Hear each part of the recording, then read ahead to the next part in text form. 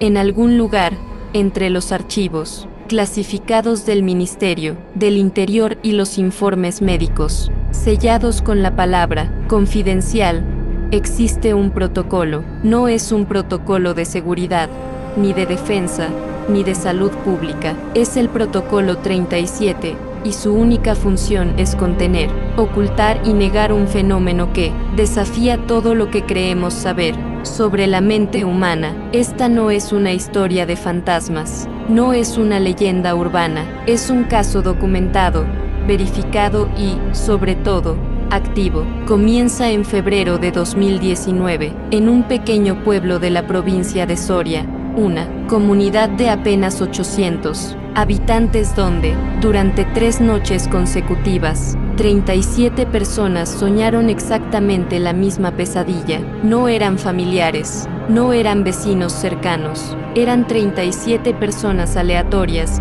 el cartero, la profesora de primaria, el dueño del bar, 3 adolescentes, varios jubilados, personas que no tenían más conexión entre sí que compartir código postal, pero todas despertaron a la misma hora, las 3:17 am, con el corazón acelerado y la misma imagen grabada en la retina: una escalera de caracol que descendía hacia la oscuridad, con 37 peldaños, y en el último escalón, una sombra que respiraba. El médico del pueblo, desbordado, contactó con las autoridades sanitarias. Lo que llegó no fue un equipo de psicólogos, fueron 2 coches negros sin identificación, 3 hombres de traje, y una orden de silencio. Los 37 afectados fueron invitados a dar declaraciones. Se les dijo que era un caso de histeria colectiva, inducida por contaminación del agua. Se cambió el suministro, se hizo un análisis público. El caso se cerró, pero aquí está el detalle que nadie contó. Antes de irse, los hombres de traje instalaron algo en el cementerio del pueblo, en la torre de la iglesia y en el depósito de agua, pequeñas cajas negras, del tamaño de un router, sin marcas. Cuando un vecino curioso preguntó, le dijeron que eran medidores de calidad del aire renovados. Nadie volvió a soñar con la escalera. Esto, por sí solo, podría ser una anécdota de pueblo, pero nuestro equipo ha encontrado 36 casos idénticos. 36. Esparcidos por toda la geografía española, entre 1997 y 2023, siempre el mismo patrón: entre 30 y 40 personas, en una zona concreta sueñan la misma pesadilla durante 3-5 noches. Siempre aparece el número 37 de alguna forma: 37 segundos de sueño, 37 grados de fiebre al despertar, 37 palabras en la descripción, y siempre, llegan los hombres de traje, instalan las cajas, y el fenómeno cesa. Hemos hablado, bajo condición de anonimato, con uno de esos visitantes. Lo llamaremos Lorenzo. Trabajó para una subcontrata del CNI entre 2008 y 2015.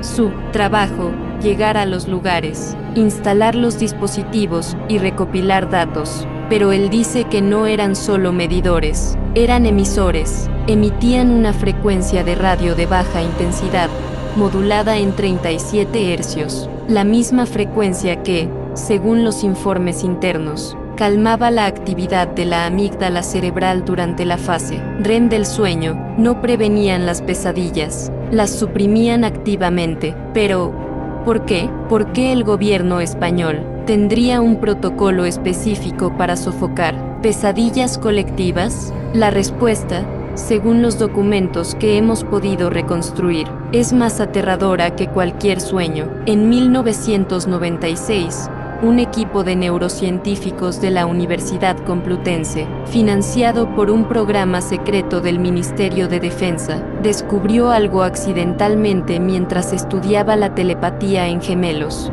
Bajo condiciones específicas de estrés colectivo, un accidente grave, un desastre natural, un trauma compartido, las ondas cerebrales de personas no relacionadas podían sincronizarse durante el sueño, y esa sincronización no era inocua. Creaba lo que ellos llamaron campos mórficos oníricos, patrones de información que podían descargarse en mentes receptivas durante el sueño, pero el descubrimiento crucial, el que activó el protocolo 37, fue que esos campos no siempre eran pasivos. A veces, parecían tener intencionalidad, como si el trauma colectivo generara una especie de parásito psíquico que se alimentaba de la atención onírica, y lo peor, esos campos podían fortalecerse. Cuanta más gente soñaba con ellos, más vívidos se volvían, hasta el punto de que, en un caso documentado en 2001 en Galicia,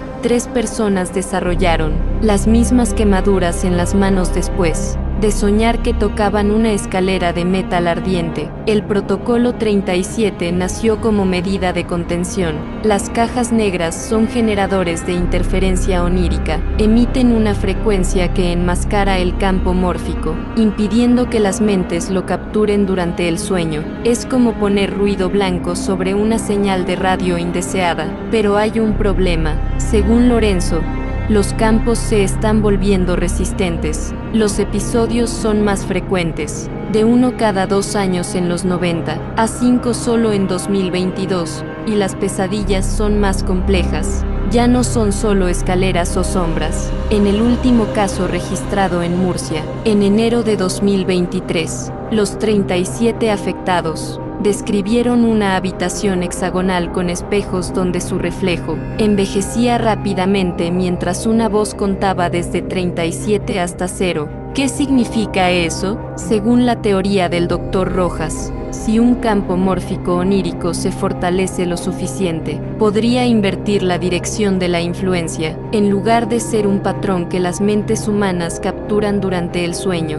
podría empezar a proyectar sus propios contenidos en la realidad vigil. Efectos físicos, apariciones, fenómenos poltergeist, o algo peor, podría empezar a reclutar activamente, despertando a personas específicas que son más sensibles y arrastrándolas a su realidad onírica de manera permanente. En este documental, te mostraremos las pruebas, los informes municipales de los 36 casos, donde las cifras han sido tachadas pero aún se leen, las fotografías de las cajas negras, que hemos analizado y que contienen componentes que ningún medidor ambiental necesita, las declaraciones de 8 afectados de diferentes episodios, que nunca se conocieron pero describen elementos idénticos, y el análisis de frecuencia que hicimos. Cerca de una de esas cajas aún activa en un pueblo de León, que muestra picos regulares, en 37 hercios cada noche entre las